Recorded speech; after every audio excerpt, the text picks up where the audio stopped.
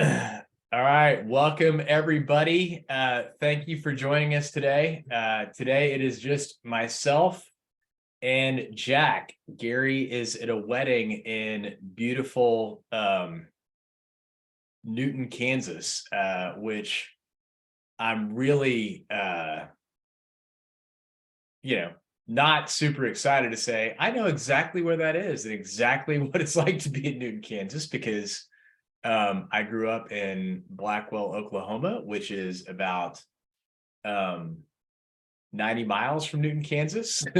And my mom lived for a while in Goddard as a school teacher, which is right around the corner from Newton, Kansas. So in case you're wondering, participants and Jack, Newton, Kansas is in southern Kansas, which is, and it's kind of a glorified suburb of Wichita. Just like I could say that Statesville is a suburb of Charlotte, but not really, but kind of, in some respects. And calling it a suburb is giving it a lot of credit, because if I had to guess, the population is kind of 4,000, maybe 5,000, and not one of those like, hey, geographically contiguous to the big city. No, it's you're driving on a desolate road for a little bit before you hit there. So that's a long way of saying I'm pretty confident Gary's not having fun. So I hope that he's having a good time there. But that means that you're stuck with me and Jack. And we're gonna go ahead and wrap probably today at 11. Of course you did, Joe. Wouldn't have wished that on anybody either. So we've got a wrap today at about 11:45. But Jack and I are always quick and efficient anyway. So with that in mind, I'm going to go ahead and turn it over to Jack. I've heard these funny stories about, well, look, I mean, even at the White House and, Kevin McCarthy agreed today, it still takes a day to draft a bill, 72 hours to do the bill, then it's got to go to the Senate. So it's like, is it mathematically even possible that something could be passed by the first? So why don't you give us a quick update on what you know about debt ceilings in terms of what's really occurring versus like the, shenanigans that I might hear if I turn on the air quote news, regardless of channel, which is all I can watch after 7 p.m. Yeah, well, everyone on here turn it on. So yeah, absolutely. Well, everyone on here that has been on here before knows that I'm a fan of balanced news. So flipping between like MSNBC or CNBC and Fox News back and forth, so that you hear the same story, but you wouldn't know it that you're hearing the same story. So and also many of you know I'm about statistics and just kind of, but take that with a grain of salt, meaning what I'm finding, you can manipulate statistics. And so we have, so what I thought was interesting was that fewer than half of voters polled, and it was like a USA Today poll, think U.S. debt default would significantly impact their personal finances. And obviously economists disagree. And the actual percentage is 39%. I think that that's going to be, potentially a problem. So that is either a lot of optimism or a lot of ignorance to say that, kind of like, what is it, Gru's mom? So the reality is that our clients are conserving cash. They want to make sure that they can cover payroll. The government has to consider what they're going to do. And so I found some other information. Okay, what does this really mean for all of us, but for government and everything else? Well, you hear discussions about the U.S. credit rating going down. Even if this is averted, that may happen. It happened, I think, in 2011 when we got really close, and it still went down to whatever the next level down is, which is like, I don't know, is it whatever it is like B+++ or something, whatever it is. Yeah. Okay. But the article says the US is days away from not being able to pay all of its bills, and has to potentially make some decisions on who it's going to pay. And there's discussion about, okay, US treasuries are the gold standard. And so we cannot, and that's supposed to be the safest bet for investments. So we certainly have to pay those, because if we don't, the psychology behind that is, okay, we're really screwed. And so there's discussion about that. There is discussion about interest rates going up, about continuing to go up pretty significantly. That, in the worst case scenario, you have a line of credit, and if you've actually read what the line of credit terms and conditions are, they can turn off that spigot. Most banks can turn off that spigot with little to no notice. I should say little notice, and basically say, all right, we're not going to call it. You can pay it along the normal terms, but we're not going to give you any more money. So there's those things to consider. And then I found some graphs that says, okay, what are the job consequences if there is a default? And let's see if I can share my screen just quickly. Okay, so this talks about job consequences of a default. And then, so the darker green is where there's problems based on this scale. And you can go into specific states to get the actual percentage. So the anticipated drop in jobs, the revenue with jobs lost in a short-term default. There are some other, they talk about federal employees really are front line of victims in all of this kind of. And so it talks about, they have percentage of federal employees as a percentage of the population.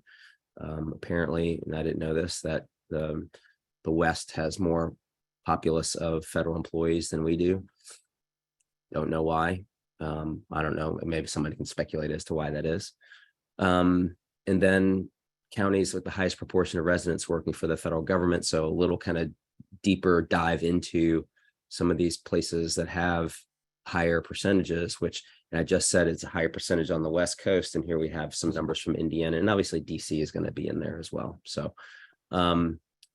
peak unemployment rates in a prolonged default. So looks like they're anticipating 8.6% in the worst case scenario. So just some, and again, this is, where did I get this from? I just happened to be CBS News. So, take it for what it is, and the sources are. So anyway, that's all the news that I have to share at this point. Yeah, Joe asked the question, what is the longest we ever gotten in default? I think the answer is we never have, but when the credit rating was reduced or downgraded, it was during the Obama administration over a very similar negotiating process, and it was a very, again, it got downgraded even though there had not actually been a default. It was just over the possibility of a default. So it was actually the exact same scenario that we experience or we're in right now, I believe, but we were downgraded, whereas so far right now we haven't been. Is that what you recall too, Jeff? Yeah, yes, and it also probably worth saying there's a difference between the debt ceiling and problems with the debt ceiling and a government shutdown. So a government shutdown is that, hey, we cannot pay you, government employee, to come to work tomorrow because we don't have money to pay you, so stay home tomorrow. Versus, the debt ceiling issue, we're talking about paying bills that are, out there already, more so than paying bills that are going to be incurred after the shutdown. So just a point of distinction, because we have had in recent memory more than a few shutdowns, but that's different than breaching the debt ceiling. Yeah.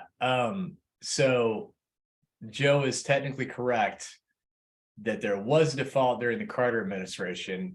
Joe was thriving at that time. However, that was because they couldn't process the checks fast enough on their word processor to get them out, which that's according to Reuters, which did cause a temporary blip in interest rate increases.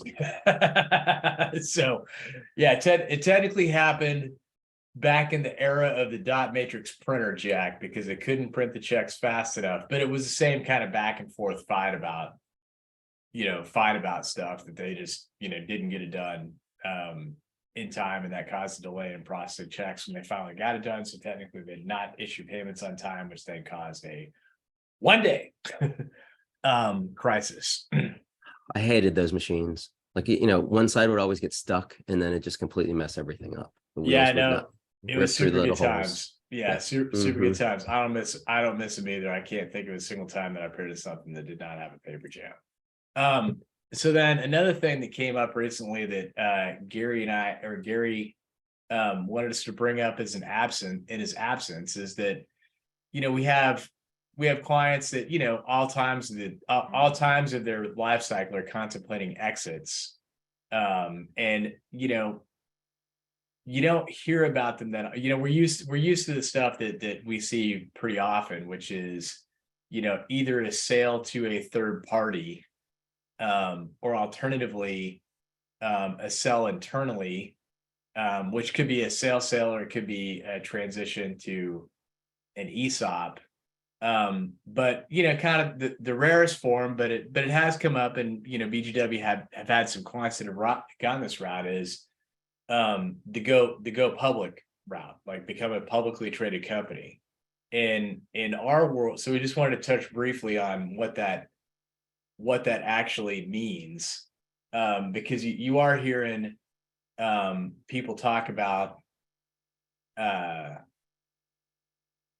you know SPACs, which are special purpose entities. You hear people talk about reverse mergers. It could sound like a really good idea to a mid-sized company in terms of creating liquidity or creating some type of exit. But you want to kind of touch on what those are, Jack, and then we'll kind of or opine on pros and cons of going that route as a route for secession. Yeah, sure. So without getting down into the weeds, it's basically a form of initial public offering, but it's done kind of in a different order, which is essentially that you get and this is like the 30,000-foot explanation of it, because it is much more detailed than that. But basically what you're doing is you're setting up an entity, you're bringing in money and holding it. You're essentially going to go and find the business that you're going to buy. And then at the end of the day, you end up with a publicly traded company that is out there doing business. And so a way to take essentially a private company public, but by not traditional route, which is you go and you get your financial people involved, and then you go out and solicit, and you have a specific product or service. So it is kind of like, well, cross your, as an investor, doing the due diligence, and there's parameters. I mean, they can't just go use your money, buy something and then take it public. I mean, there are certain parameters that are put in place to govern your investment, but you're basically saying, okay, cross your fingers that the people who are managing the special purpose acquisition corp are, pick a good one, in that they do what they're supposed to do. So in theory, it reduces the time that for initial public offering because of the process, but it really just depends. And I would say that this isn't something that's going on every day. I think I saw a statistic that maybe 110 of these came into existence calendar year 2022. So it's not that this is spreading like wildfire, but it's a mechanism to an alternative mechanism to bring money in and take a company public as an investor, possibly. And then on the other side of it is to, if you think your company is worthwhile or a candidate to go public, this is also an alternative way to make that happen, to put yourself on the market for an acquisition through the SPAC process. So very, like I said, high level view of what it is. We can get into the details if you wish, but Yeah, so we've had in BGW world, I think since starting the company in 2006, we've had one client that's gone down this route in all of that time. And the reasons for that is that, on the one hand, it is a viable alternative, especially if you're trying to raise a lot of money. On the other hand, first off, you're becoming a regulated entity now, that's got its own pros and cons associated with it. But, I think what we observed is just the cost is pretty ridiculous. And when I say ridiculous, it means like, you know, you're supposed to have 3 years worth of audited financial statements. You're going to have audited financial statements going forward. The legal bill is going to be pretty substantial, sitting on top of that. So, the one example that we had, it was about $500,000 undertaking.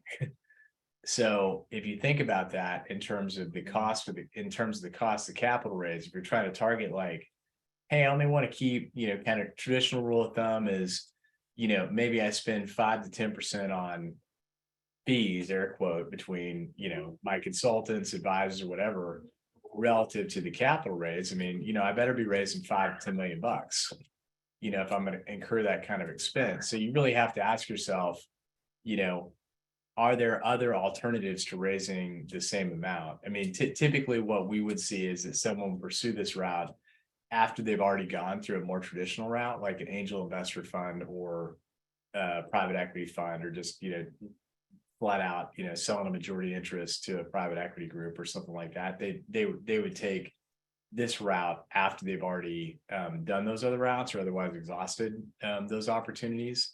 So you just need to, you need to make sure that the amount that you're trying to raise, really is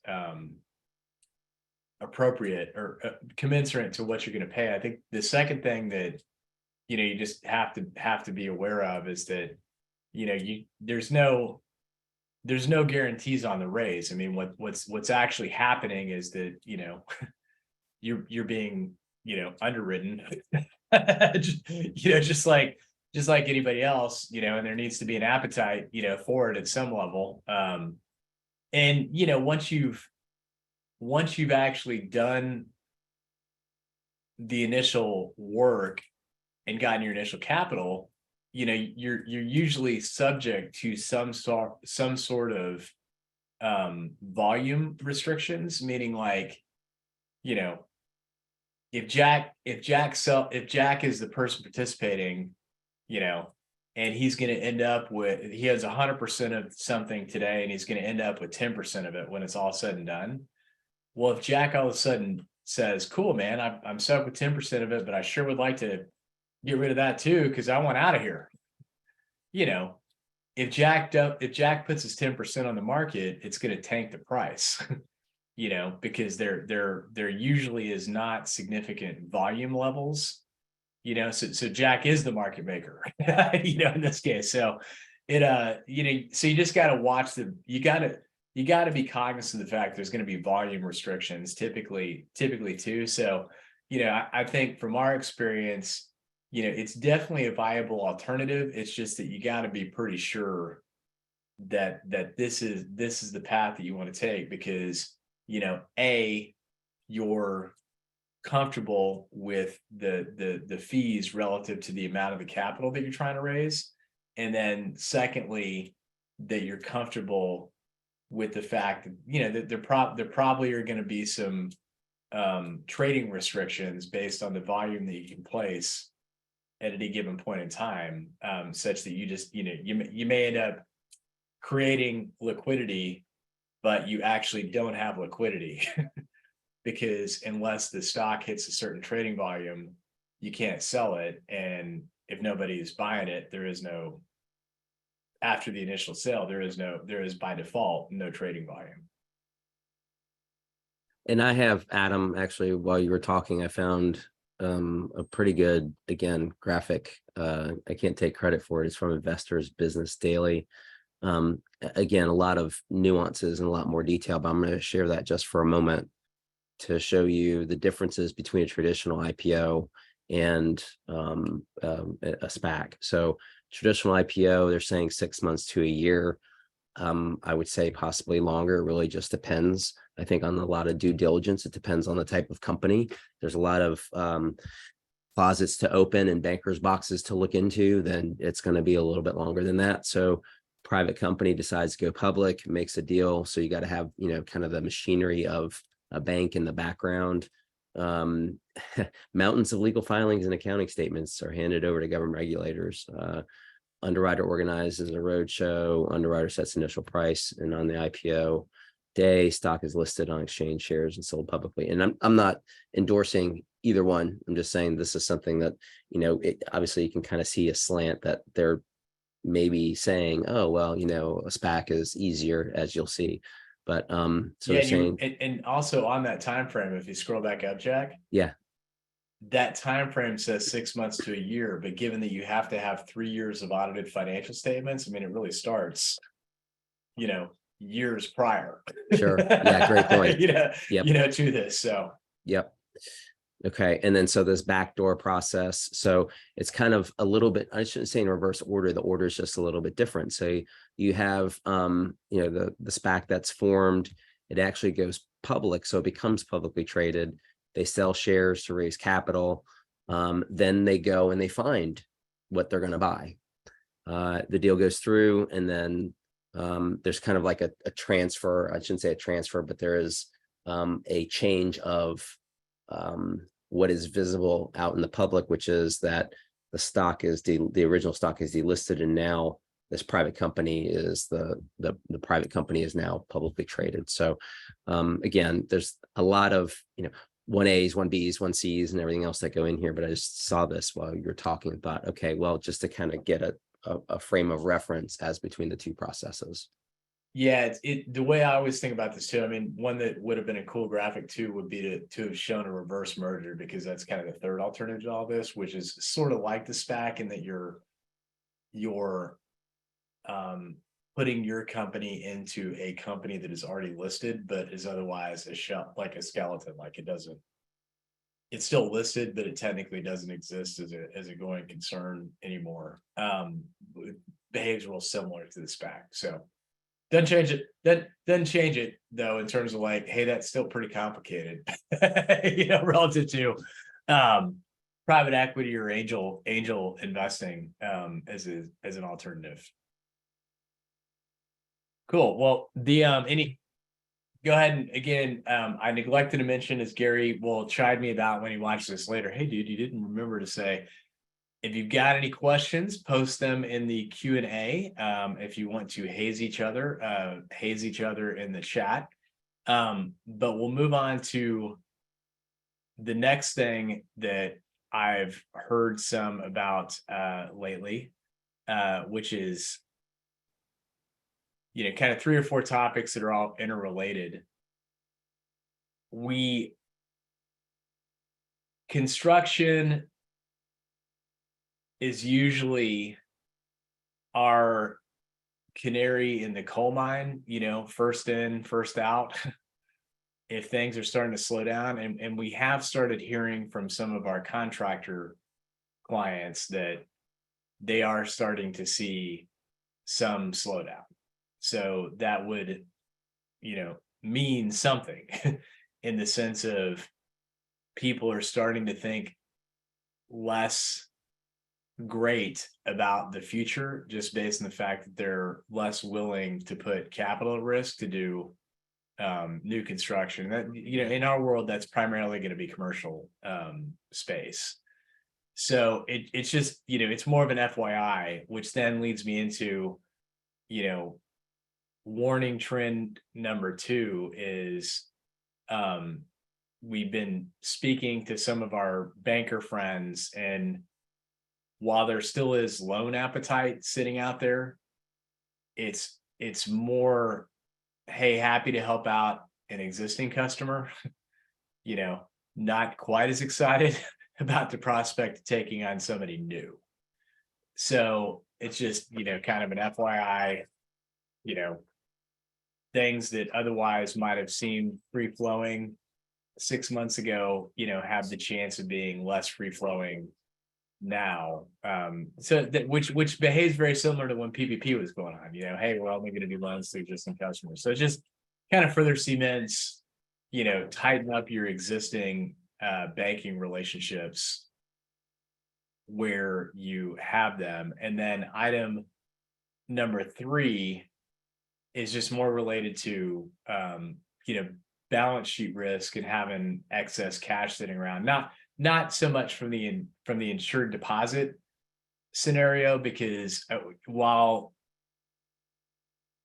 one should probably be considering the FDIC insurance deposit levels, I believe there's enough forward momentum to try to change that at some point in the future. And given that there's enough momentum to try to change the dollar thresholds for businesses at some point in the future, I feel like you can't point back into history where a depositor in the recent history, meaning like last, 50 years or whatever, where an actual depositor lost money. I'm less concerned about that from a cash perspective, but more concerned around, to your point, Jack, when you mentioned that banks, in a lot of cases could freeze a line of credit for no reason at all, buried in your line of credit terms. And banks are starting to get a little bit more cautious and leery going forward. What you may find is that, hey, I just don't have access to credit, that I used to have. That's okay. I have a lot of money in the bank. I'll be fine. And that's fine. But at the same time, what we've seen time and time again is that leads people into a false sense of, well, I got plenty of money sitting in the bank, therefore I'm okay with like prolonged excessive internal cost structure. And I'm going to sound like I'm the worst person in the world because, that ultimately means to you, hey, is there any payroll we should cut around here? Is there anything else that we should consider cutting around here?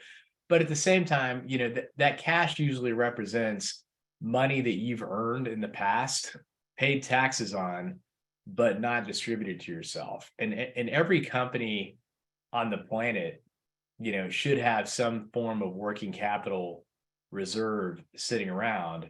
And at the same time, Wall Street would not tolerate a publicly traded company having years and years of declining to negative profitability, hoarding through it, burning through its cash, not paying out dividends to shareholders because they're still hoarding cash, not doing anything to try to restore to profitability. So you got to ask yourself, the business owner, why would I put up with that? Yet we see people do that time and time again. And the example that I've used in past webinars, but I'm going to use again just for illustrative purposes, because I've heard somewhere that if you say something 12 times, then it finally sinks in. If I've got $1 million sitting in the bank account, and well, actually, Jack, I'll use Jack as the example, because this would never happen at Shoemaker. I've got $1 million sitting in the bank account, and I only need, 300 of that as a real cushion. So I've got 700 in excess of the cushion.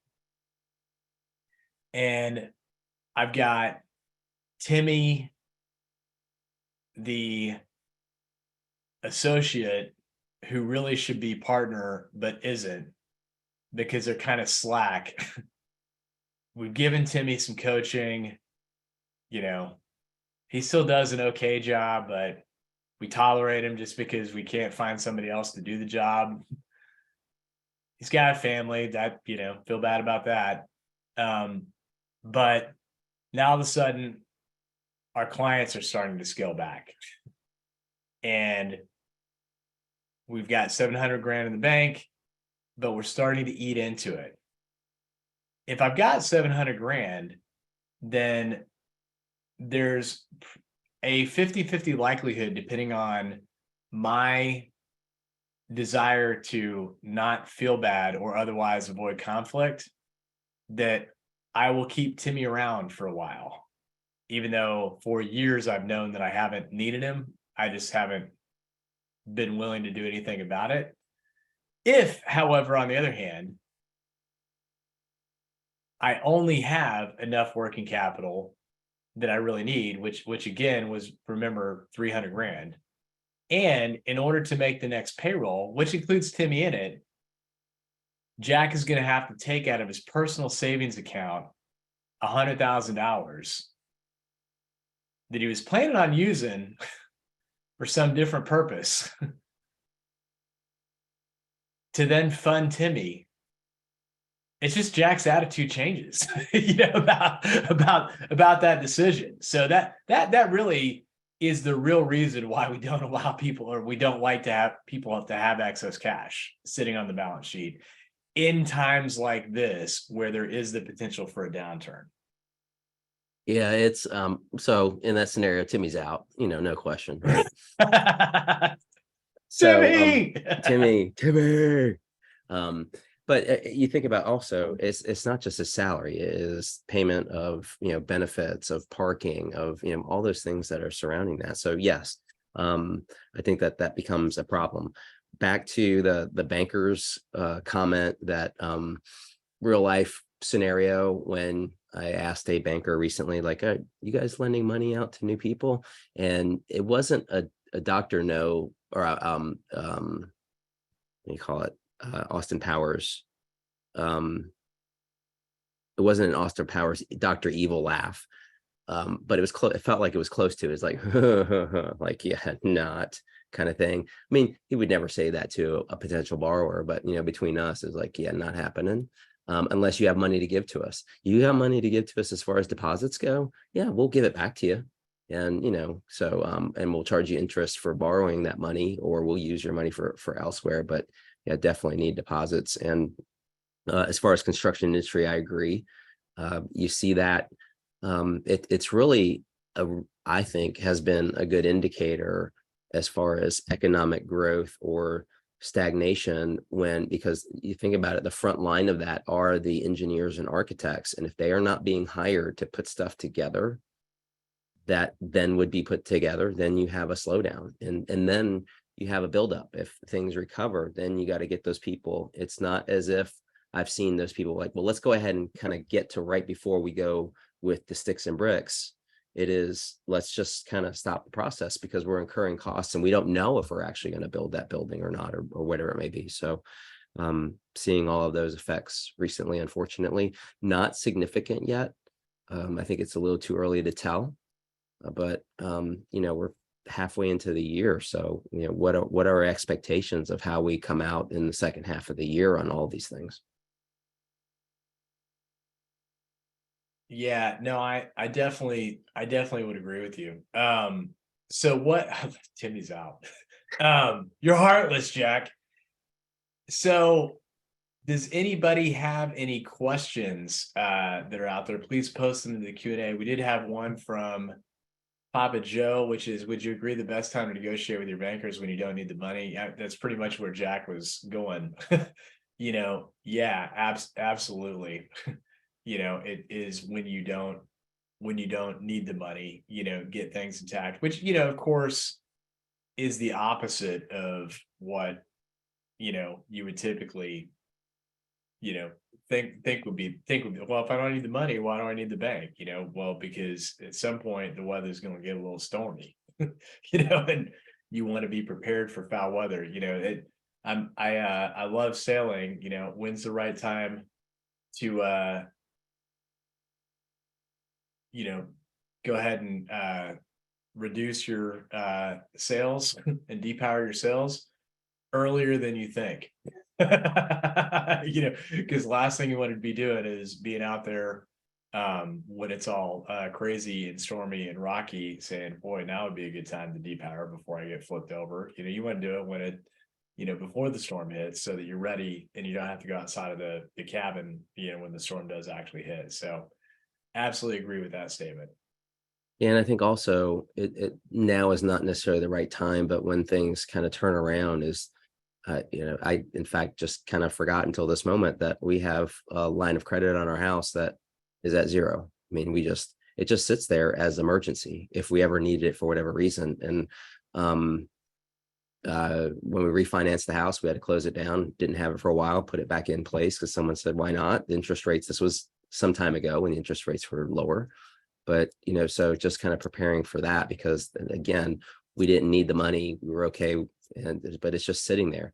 But it's subject to, as I said before, someone saying, yeah, we're shutting you down before I even, have an opportunity to use it. So I think this time is a good time to be reflective as to what you might do differently when things kind of bounce back, whenever that is, in preparation for the next storm, since we're using sailing analogies, the next storm that comes our way. Yeah, that's right. Does anybody have any questions that are out there? Can I tell a joke? Yeah, go for it. Okay, this is horrible. But first, I want you to remember that I may look like a white boy, but I'm half Latino and half Italian, so I can say things like this. But which is now I've piqued everyone's interest. Like, oh my gosh, what's he about to say? So the joke is, what if regular milk? I mean, well, jeez, I Oh totally boy. blew that. Try What if again. soy milk is regular milk introducing itself in Spanish? Boy, blew that. Oh my God. All right. I'm fired. Sorry. You're fired. Chatbot GPT, give us a dad joke. I'm just kidding. By the way, Jack, I am embarrassed to say that Chatbot GPT did pass the CPA exam on attempt number 2, but Oh my, not with the perfect score. It still got an 85. But I saw another funny meme that I see some clients on the line here, so this will resonate with some of you. I feel like my job's secure so long as clients keep on giving me crappy records late. There's no way Chatbot GPT is going to figure that crap out. yeah. Always the human factor, human error, Yeah, human bottleneck. yeah, Yep. yeah, that's right. And they'll probably always need an attorney as long as the opening part of the sentence to Jack is, well, it seemed like a really good idea at the time when everybody was getting along. That's the more formal version of, hey, you all watch this. Yeah, right. Right. Yeah, the business equivalent of, but we trusted each other. I don't know what happened. I've known this guy since high school. All Mhm. right. Yep. Any questions out there before we call it? All right. Going once, going twice. We're good. Hopefully, I guess between now and I haven't seen what if your company. We'll get more to that. Derek, good question. We'll get to that in a second. But I think by the time we do the next webinar, I guess we kind of know more about where we're at. But should companies have more than one active bank relationship? This is from Derek. Should companies have more than one active bank relationship? If more than one, what criteria would you use to choose an additional bank? You know, this one's a really hard one, Derek, because in my world, and Jack's probably seen this too, you know, sometimes we get asked the question, well, you know, I want to keep my personal stuff separate from my business, you know, or I want to be able to, you know, bounce ideas off you, but then also get other ideas, you know, from my other CPA too. So I could take the best of both worlds and, you know, combine them. And you know, you hear this in banking too. It's like, well, you know, I just need to make sure I got multiple relationships because I want to, you know, I want to make sure that I'm managing my risks and, you know, play one off the other or whatever. I think there are some banks, you know, again, this is prior to like right now, you know, but if you roll back the clock a year ago, or definitely if you roll back the clock 5 or 6 years ago, you know, you would hear commercial lenders say, look, dude, we don't have to have the whole relationship. We just would love to have a piece of it, you know, just to prove our worth. But they really wanted the whole relationship, you know, like they may use, well, you should have multiple relationships just to manage your risk as just a way to get the foot in the door. Similar, well, wouldn't you want a second opinion, Jack? um, so it's one of those things that I don't personally, and I'm biased, so just take this with a grain of salt. I don't think it's. I think you lose something in terms of what you get with someone who knows all of you, you know, versus only a part of you. Um, so that being said, would I still go out to lunch with other people so that I gotta be man? And and be honest with them. Look, I like where I'm at, but I'm open to the possibility of changing at some point in the future. So I'll even send you stuff over so you can, let me know what you can do. So I do think it's definitely a good idea to have a B man and at the same or a B woman. But and at the same time, it all kind of comes back to if you don't know your banker real well, that's a problem regardless. That would cause me to want to switch or to get to know my banker real well. Yeah, I would say that technology, and I've said this before in various aspects, has been a game changer, a balancing factor. So would say, for example, years ago, we knew when we needed more firepower and more depth with respect to banking on transactions, and know that, okay, the local person who has their finger on the launch button for the funds is not going to go to lunch because they are in New York and they know not to do that kind of thing. And that's from real life experience. It was very frustrating when that happened, which was local banker. It was very clear that we were just waiting and waiting and waiting for something to happen. And it was a document that needed to be slip sheeted. It was an exhibit or something. And then I'm like, all right, let's go. Couldn't find her. Found out that she went to lunch because she thought, well, why not? So there's that. But now it's just with technology, it is that there aren't really those issues. So then it comes down to relationships. And I think that if you have all of your stuff in one place, you're going to have their attention more so than if it's split in other places. Having said that, if they're gaming for the rest of your stuff, they're going to be attentive to you and say, okay, how's it going? How's it going? They're waiting to catch you when that other service provider has failed you and you're looking to make a switch and you're falling off the ledge. They want to catch you. So mixed feelings about that. But I think in this day and age, it's about relationships and being able to, as Adam has said, being able to have those relationships and say, okay, this is what's going on. And, they have the whole picture. So it really is more of a personal preference. So I know I'm on the fence going either way, but I think it is a personal preference. And I think it depends, if you have someone who is by the book and doesn't, and that they're going to process something, but they're really not thinking about, well, we have this. I'm not suggesting that you have someone that tries to upsell you on every product that they have, but there's something that might be better suited for your business for whatever reason, a higher yield short-term investment that somebody has going on. So again, it really just depends on the relationship. And I think for me that is paramount. Having said that, also, I despise going into an actual bank branch personally, because first of all, it's like, lunchtime on Friday and there's 6 people in line and 1 teller. But there's other people that apparently they're Merrill Lynch people. I do B of A. They're Merrill Lynch people that are hanging out all in the wings, kind of doing nothing, but they can't actually do teller stuff. Or they try to upsell you. It's like, hey, did you see that we have, a 3%, whatever, 3%, 5% CD kind of thing going on? I'm like, I'm good. Just came in here to get some euros. That's all I need. So yeah, I love that. It's like, you want to supersize your fries. It's like that poor teller, like being stuck in that situation of like being incentivized to have to upsell people. It's like, I just wanted to be a freaking teller. Looks like we have a question from Ileana. If you want to post in the Q&A, you got your hands raised there, Ileana. Oh, and by the way, you don't even have to go into the teller or to the bank anymore to get foreign currency. You can actually order it on the app and it shows up at your house, which I thought was like, okay, that seemed very risky, but it's not like the envelope says, hey, here's your Bank of America euros. It's like, white labeled with like, here's your stuff. So. Yeah.